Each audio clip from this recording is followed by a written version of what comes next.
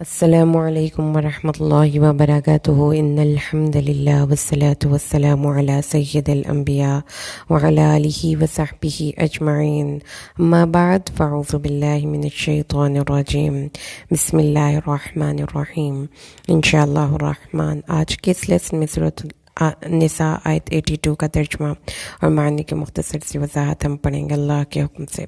اعوذ باللہ من الشیطان الرجیم بسم اللہ الرحمن الرحیم۔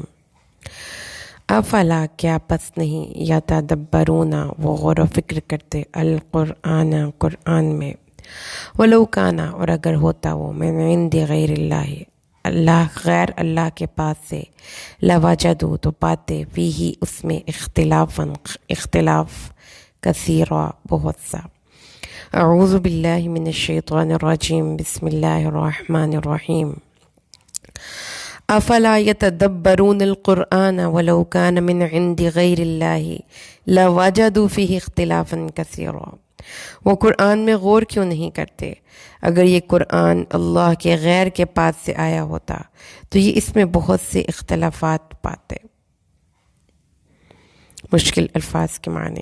سب سے پہلے ہم لفظ پڑھیں گے جس کا ہم نے روٹ سیکھنا ہے، وہ ہے یتدبرون۔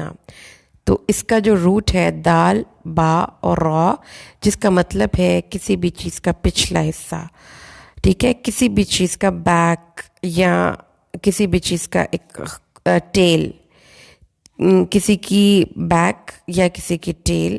تو اسی سے پھر وہ یولون الدبر کہ قرآن کو جب سنتے تھے منافق اور کافر تو وہ اپنی پشت کے بل پھر جاتے تھے۔ واللہ مدبرہ اس کا مطلب ہے ادبار، ٹو موو بیک، ٹھیک ہے۔ اور اسی سے پھر ورڈ نکلتا ہے تدبیر کہ deliberate on some issue with its and result, یعنی آپ نے کسی چیز پر اتنا غور و فکر کرنا ہے کہ آپ کو اس کا اینڈ رزلٹ، اس کا آخری جو نتیجہ ہے وہ آپ کے ذہن میں سمجھ کر آ جائے۔ تو یہ تدبرون القرآن یعنی آپ نے یہ دیکھنا ہے کہ قرآن کاروان انسانیت کی منزل کو کس طرف لے کر جا رہا ہے، یہ انسانوں کے لیے اچھا ہے کہ برا ہے۔ یتدبرون القرآن، قرآن کے معاملات میں غور و فکر کرنا ہے، کانٹمپلیٹ کرنا ہے، اور پھر اس کے بعد قرآن کے اصل تک پہنچنا ہے، ٹھیک ہے۔ تو یہ چیز اب ہم نے پڑھ لی۔ اب اگلا لفظ جو یہاں پہ اس میں ہے وہ ہے القرآن، یتدبرون القرآن۔ تو قرآن کا جو روٹ ہے وہ قاف، را اور حمزہ، اس کا روٹ ہے قرأ۔ قرأ کا لفظی مطلب ہوتا ہے جمع کرنا۔ اقرأت الناقۃ کا معنی ہے کہ نر کا مادہ کی اونٹنی کے رحم میں، نر اونٹ کا مادہ اونٹنی کے رحم میں قرار پا گیا اور جمع ہو گیا، جس سے اونٹنی حاملہ ہو گئی۔ تو اس لیے پھر جو رحم سے خون ٹپکتا ہے، یعنی کہ ہمارا جو منسز ہوتے ہیں ان کو قرأ کہتے ہیں۔ یعنی اقرأت الامرأۃ، عورت کو حیض آ جائے۔ تو قرآن کا لفظ بھی یہاں سے ہی نکلا ہے فعلان کے وزن پر، یعنی اس میں مبالغے کا صیغہ ہے۔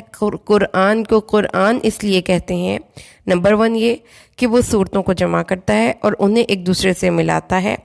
قرآن کو قرآن اس لیے کہتے ہیں کہ اس میں اللہ نے سابقہ اقوام کے قصوں کو، اوامر اور نواہی کو، وعدے اور وعیدوں کو، آیتیں اور صورتوں کو جمع کیا ہے، اور اس میں اللہ تبارک و تعالیٰ نے جتنے بھی احکامات نازل کیے ان کے تمام ثمرات کو اپنے اندر یہ سمیٹے اور سموئے ہوئے ہے، تمام علوم کا محاصل ہے۔ یعنی اللہ نے قرآن پاک میں فرمایا ہے کہ وَلَقَدْ ضَرَبْنَا، اللہ تعالیٰ نے پیش کر دیا اس قرآن میں من کل مثل، ہر ایک مثال، وَإِنَّ عَلَيْنَا جَمْعَهُ وَقُرْآنَهُ، یعنی اللہ نے ہی اس کو جمع کیا ہے اور اللہ نے ہی اس کو پڑھایا ہے۔ فَإِذَا قَرَأْنَاهُ فَاتَّبِعْ قُرْآنَهُ، جب ہم اس کو جمع کر دیں اور اس کی حفاظت کریں، جس طرح سے رحم میں تخم کو حفاظت سے رکھا جاتا ہے، جس طرح سے رحم میں ایک پروٹیکٹڈ ایٹماسفیئر میں بچے کی تربیت اور پرورش ہوتی ہے، اسی طریقے سے قرآن کی حفاظت کی گئی ہے. اٹ از پروٹیکٹڈ، اس کی حفاظت اللہ کے ذمہ ہے. تو جب اس کو جمع کر دیں گے، یعنی تمہارے سینے میں محفوظ کر کے ثبت کر دیں گے، تو تم اس کی پیروی کرنا. تو اس کا مطلب پھر کیا ہوا کہ نبی کریم صلی اللہ علیہ وسلم اسی ایک قرآن کے لفظ میں بہت سی وسعت ہے، یعنی کہ اللہ نے ایک قرآن نبی کریم کے دل میں جمع کیا صلی اللہ علیہ وسلم، اور خود نبی کریم نے اس قرآن کو محفوظ اور مرتب شکل میں جمع کیا. اور اس کے بعد اللہ کے نبی کے دور میں بہت سے صحابہ کے سینوں میں یہ قرآن محفوظ تھا، اور جو اس چیز کی دلالت کرتا ہے کہ وہ جمع ہے. قرآن کا لفظی مطلب ہی جمع ہے. اور اس کی ایک اور اس کا روٹ ہے، وہ ہے قراءت، یعنی حروف اور الفاظ کو ایک دوسرے کے ساتھ ملانے اور جمع کرنے کو قراءت کہتے ہیں. قراء کا ایک اور مطلب کیا ہے؟ اعلان کرنا.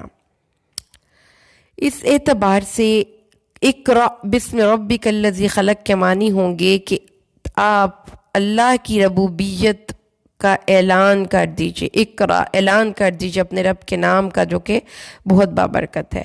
تو یہی وہ چیز ہے جس کو کہ اللہ نے سورۃ المدثر میں فرمایا تھا قم فانذر، یعنی اس کا مطلب دوسرا کیا ہے؟ اعلان عام کر دیں، اس ضابطۂ حیات کا اعلان عام کر دیں کہ جو اللہ نے اس دنیا میں بھیجا ہے، جو لوح محفوظ میں محفوظ ہے، جس کی اتباع کا مؤمنین کو حکم دیا گیا ہے، جس کی اتباع کا نبی کریم کو حکم دیا گیا ہے، جو کہ تمام معاملات میں مسلمانوں کے درمیان حکم ہے.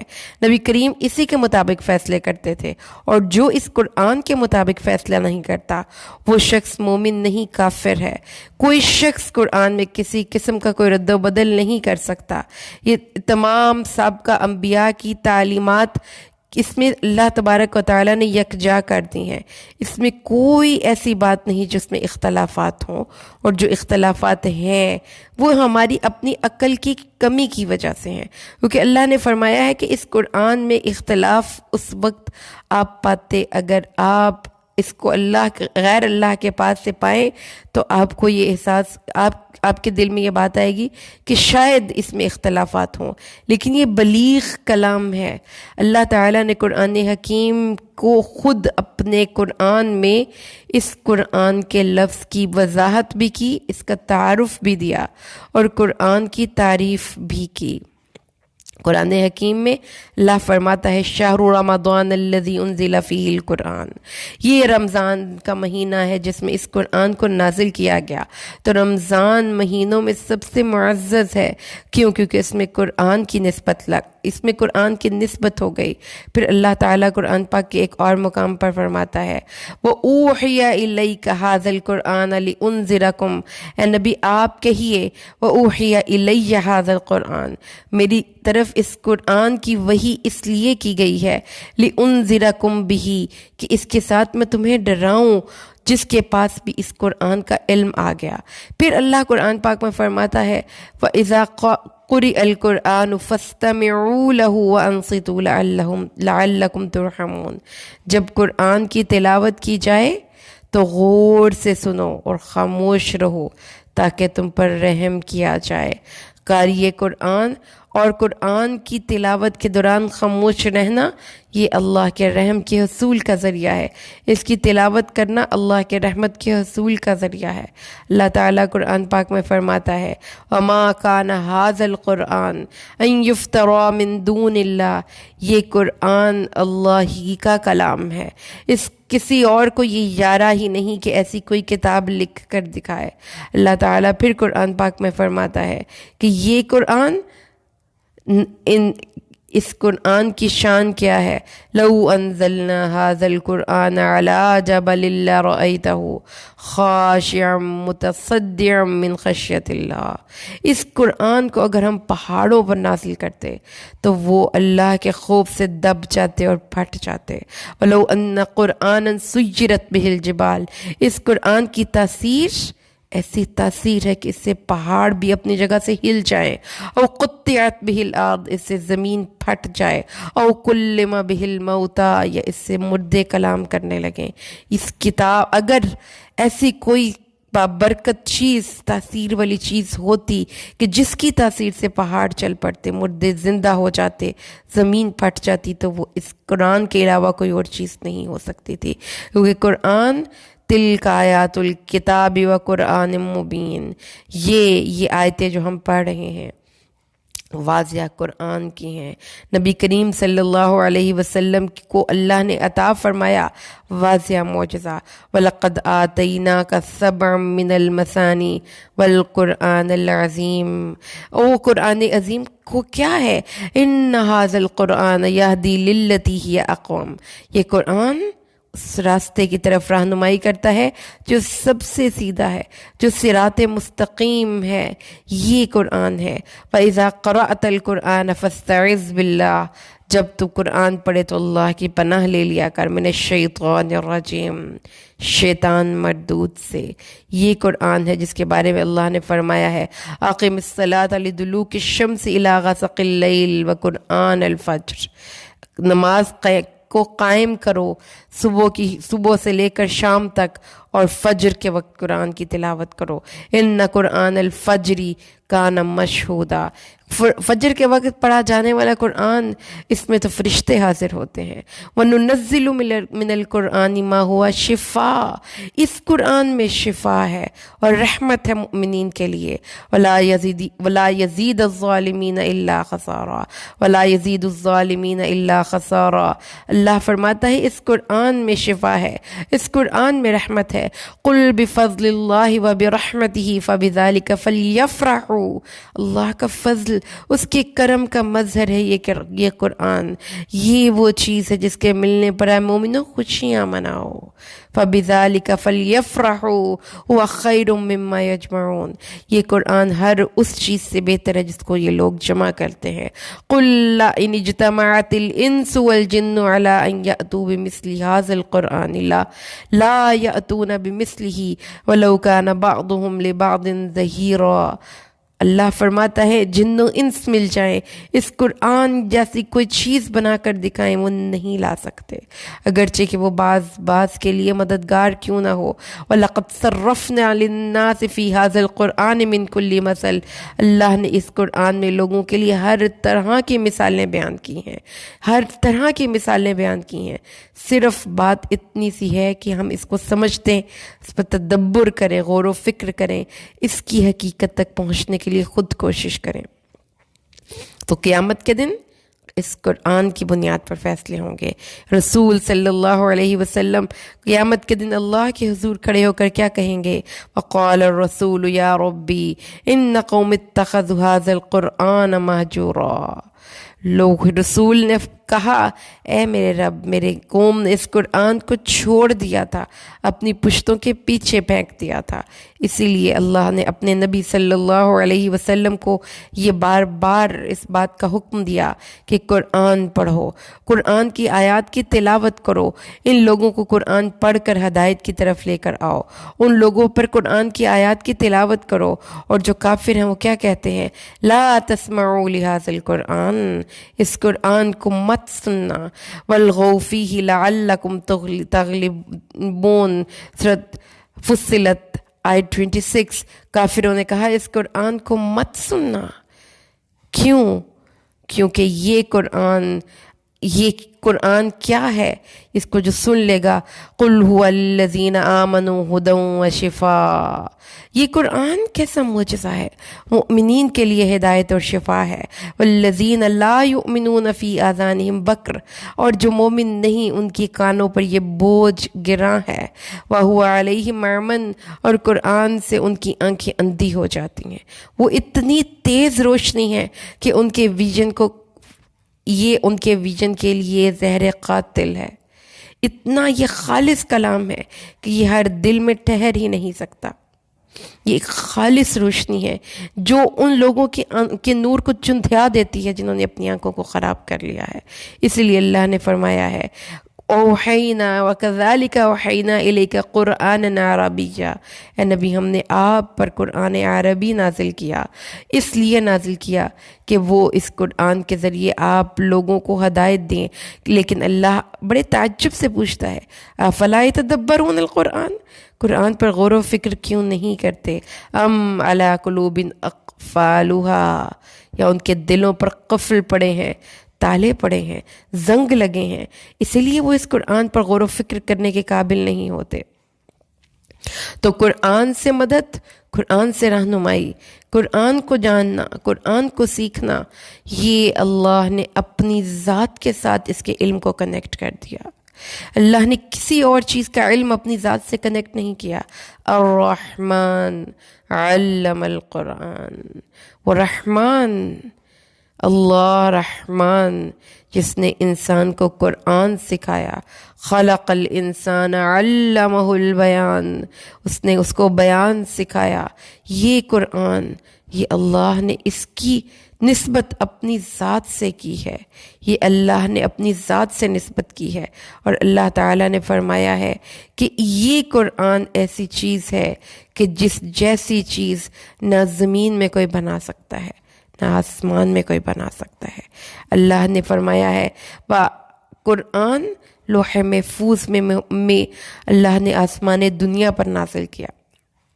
تو پیاری بہنوں، بات کو سمجھنے کے لیے ہم نے قرآن پاک کی مختلف آیات کی تلاوت کی، اور ان مختلف آیات میں جو ہم نے سیکھا یا سمجھا یا پڑھا، اس میں ہم نے یہ دیکھا کہ قرآن کے روٹ کے ڈیفرنٹ میننگ ہیں۔ ایک تو جمع کرنا ہے، دوسرا اس کا مطلب ہے اعلان کرنا۔ تو قرآن اللہ کی تمام وزڈم اور حکمت اپنے اندر سموئے ہوئے ہے، اور قرآن ایک پروکلیمیشن بھی ہے۔ یہ دونوں معنی اس کے درست ہیں۔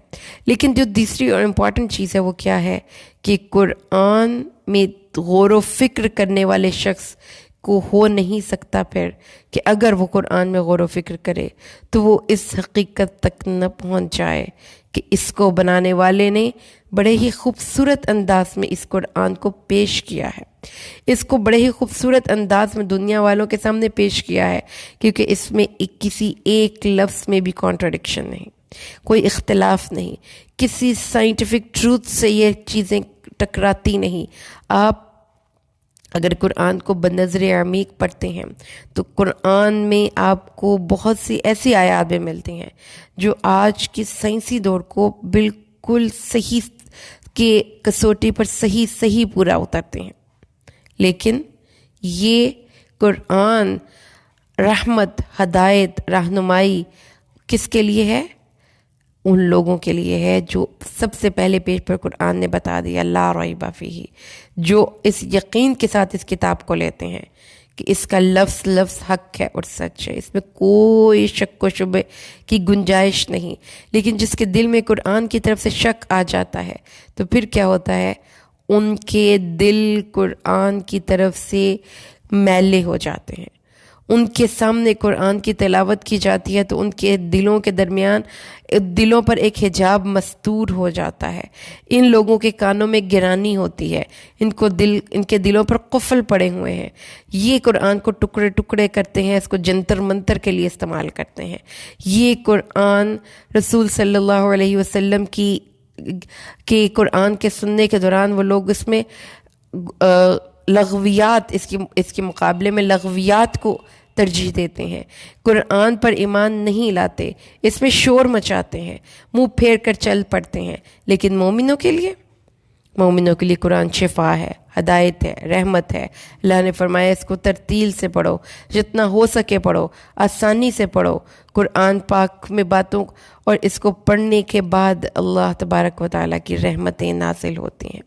تو اس لیے پیاری بہنوں، ہمیں اللہ سے دعا کرنی چاہیے کہ اس کتاب کو پڑھنا، اس کا لفظ پڑھنا، اس کے ایک ایک لفظ میں اللہ نے معنی کا وہ جہان سمیٹ رکھا ہے کہ جس کو جب ہم پڑھتے ہیں تو ہم ورطہ حیرت میں گم ہو جاتے ہیں۔ لیکن صرف یہ قرآن اپنا آپ اتنی خوبصورت قرآن پاک کی آیات ہیں، اس پہ اتنا حسن ہے کہ جو ان کی قدر نہیں کرتا، اس میں شک کرتا ہے، یہ اسے پردہ کر لیتی ہیں، اپنے معنی اس تک نہیں واضح کرتی۔ اس لیے پیاری بہنوں اللہ سے دعا کریں اللہ ہمیں قرآن کو سمجھ کر پڑھنے اس پر عمل کرنے کی توفیق نصیب فرمائے آمین بارک اللہ لی ولکم فی القرآن الحکیم ونفعنی وإیاکم بالآیات والذکر الحکیم السلام علیکم ورحمۃ اللہ وبرکاتہ